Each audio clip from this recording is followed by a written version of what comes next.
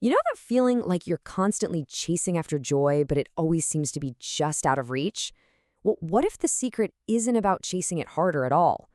What if it's about finding it in a totally different way? Today, we're going to dive into some really fascinating material that says the path to a deep, real, lasting joy, it all starts with one simple but powerful idea: presence. So let's kick things off by looking at a problem I think we all know too well: this exhausting chase for happiness. Why is it that so many of us are running this race only to feel like somehow we're still missing the point? It's a question we've all probably asked ourselves, right? We tick all the boxes, we hit the goals we set for ourselves, but that deep, settled kind of joy, it can still feel like a ghost. It's kind of like you're running a marathon, but the finish line just keeps moving further away. So what is really going on here? Okay, now this is where things get really interesting because the source material suggests a huge shift in how we think about this. It basically says, hold on, we've got this all backwards. Joy isn't some trophy win after a frantic race. Instead, it's a gift, something we have to learn how to receive. And the key to opening ourselves up to that gift, well, that brings us to the main event: presence. And let's be clear, this is way more than just, being physically in a room. It's a very specific kind of attention. It's about gathering up all our scattered thoughts and focus and bringing it right here, right now, to our spiritual connection, to what's happening inside of us, and to the people who are right there in front of us. This idea, right here, is the foundation for everything we're about to unpack. And listen, this isn't just some new, fluffy, feel-good idea. The concept of presence is actually where all these different streams of wisdom meet up. You see it backed up by modern psychology, it's rooted deep in scripture, and it's been taught for centuries in spiritual traditions. It's a really powerful idea that, kind of stands the test of time. All right, so let's dig into that first pillar. This is what our source material calls the absolute heart of spiritual joy: being present with a higher power, being present with God. I mean, this ancient line from the Psalms just nails it, doesn't it? It suggests that joy isn't something you find after you get a certain outcome or achieve a specific goal. No, the joy is found inside the connection itself. The fullness of joy, it's right there, simply by being in that presence. And this makes a really important distinction. The kind of joy we're talking about here is not that loud, flashy excitement that totally depends on your circumstances being great. This is a quieter, more durable sense of well-being that can stick around even when things are tough, because its source doesn't change. It's really the difference between a firework and a warm fire in the hearth. So, how do we actually cultivate this? Well, the good news is, the source suggests it's about simple, quiet practices. For instance, just taking a few minutes to slowly read a short piece of scripture, not to analyze it, but just to let the words sink in. That simple act helps train our attention, pulling it away from all the noise and just letting us rest in the moment. Okay, so from that connection that goes upward, now we're going to turn inward.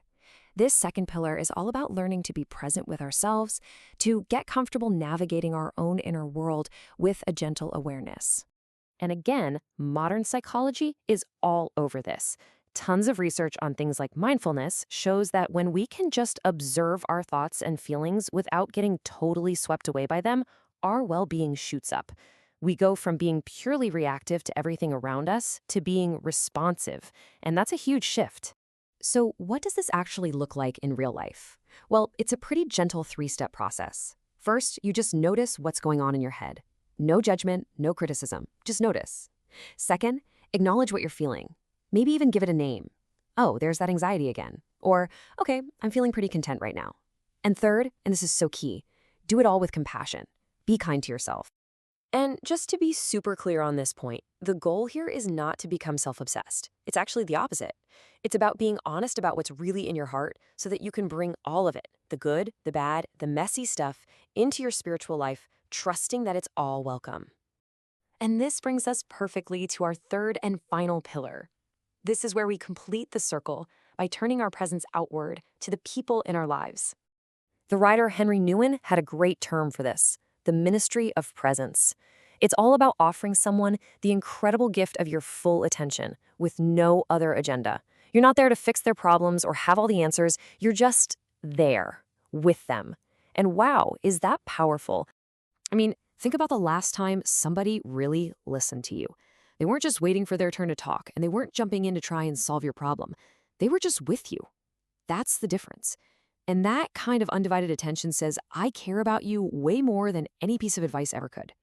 And, you guessed it, psychology backs this up completely. The data is crystal clear. One of the single biggest predictors of human happiness is the quality of our relationships. And what's the foundation of any quality relationship? Genuine, empathic presence. So, let's pull all these threads together. We've seen how presence looks upward, how it looks inward, and how it looks outward. And this is where we get to see the whole interconnected picture of where joy actually begins. At the end of the day, it really comes down to this. 3 powerful strands, all interwoven, that create the perfect conditions for joy to just quietly show up in our lives. So here's the core idea one more time: that connection upward, that awareness inward, and that attention outward.